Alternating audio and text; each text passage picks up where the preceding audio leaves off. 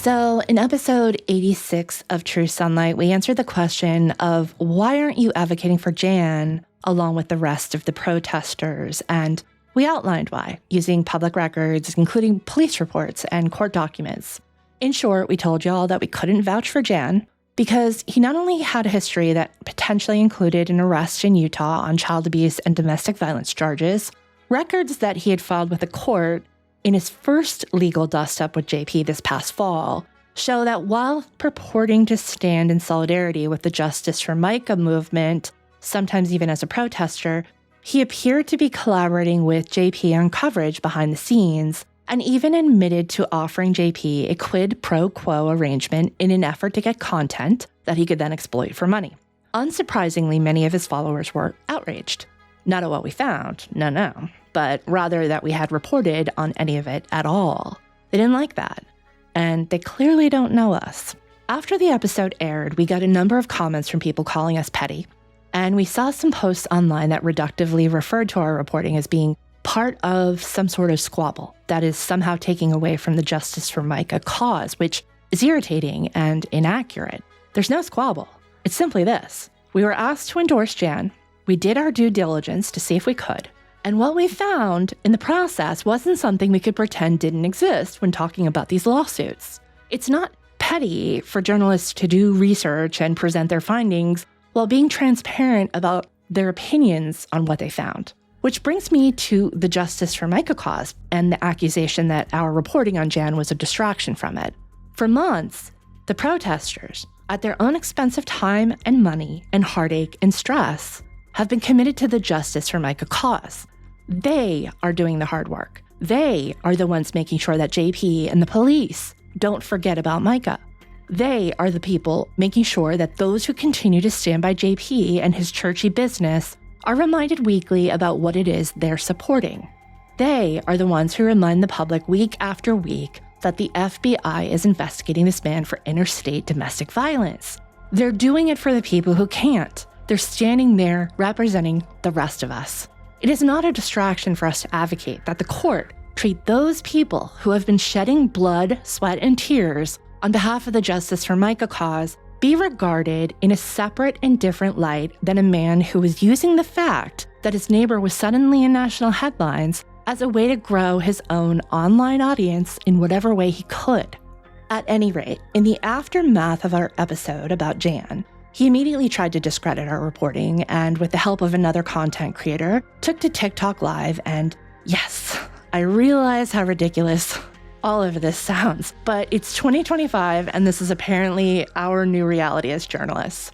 Unfortunately for Jan, and for us, he made it worse for himself, and now we're obligated to correct the record because once again, it is no small thing that JP has targeted these protesters, and we want the court and the public to understand where the line of differentiation is here. The texts between Jan and JP are available on the Horry County Public Index to anyone who wants to read them. No one gave them to us. They are on the public record because Jan put them on the public record by submitting them to the court, and they are available for free with a few clicks of the mouse. In that same case file, you will find a letter from Judge Christopher Arakis outlining for the appellate court his rationale for granting JP a no-contact order against Jan. Jan maintains that the judge, quote, never said any of that stuff, referring in part to our report that the court had found that Jan had admitted to trying to extort JP. To be clear, we were quoting directly from the judge's own words, which I'll do again. And I quote, the defendant admitted to attempting to extort the plaintiff.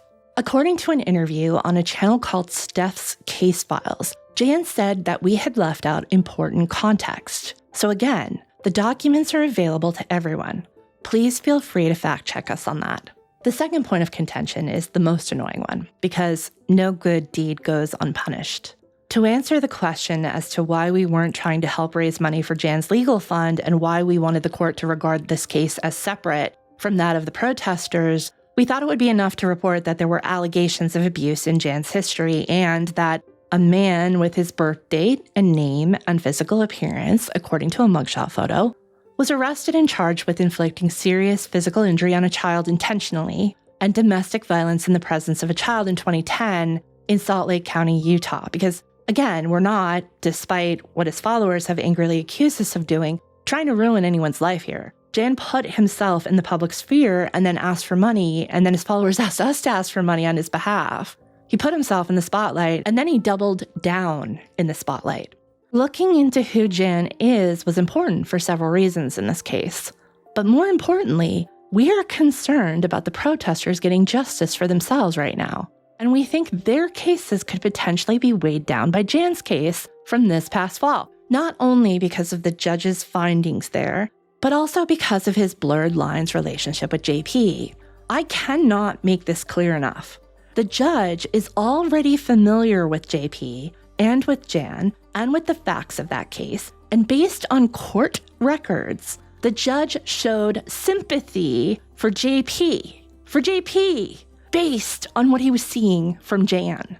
I know these frivolous cases are starting to get dropped now, but it's not over until the very last protester is free and clear from JP's bullying. We believe in redemption. Jan served his time, and as far as we can tell, he was never arrested again or criminally accused of assault again. That said, the accusations made against him in the police reports were disturbing, and not just the counts of physical abuse. The victims expressed real fear of him. The woman told police that she felt like she couldn't get away from Jan because she didn't know what he would do. And let's not forget how she told police that she couldn't call 911 because Jan controlled their one cell phone. We didn't like the sound of that, especially given the nature of Micah's story. To the people who say that this is a distraction from the Justice for Micah cause, well, this is it. This is the cause. We are in it. The protesters are in the thick of what, according to police records and Micah's list, Micah was experiencing toward the end of her life. JP is, in our opinions, using the legal system to harass them, to get what he wants. We are watching it play out in real time, and we don't want them to fall victim to it. We want the courts to see what we see here. We want a win for the good guys. This is not a squabble. This is not some childish disagreement between creators. This is us, on behalf of the protesters, on behalf of Micah, and on behalf of every woman out there who has had the court system used against them by bullies, using our platform to stand up for justice. We are holding firm on our values and our boundaries. Getting justice for the protesters is a necessary step in the road toward getting justice for Micah. And to suggest otherwise is to ignore the reality of what Micah went through with JP, because these lawsuits are showing us who he thinks he is and what JP still thinks he has the power to do to someone.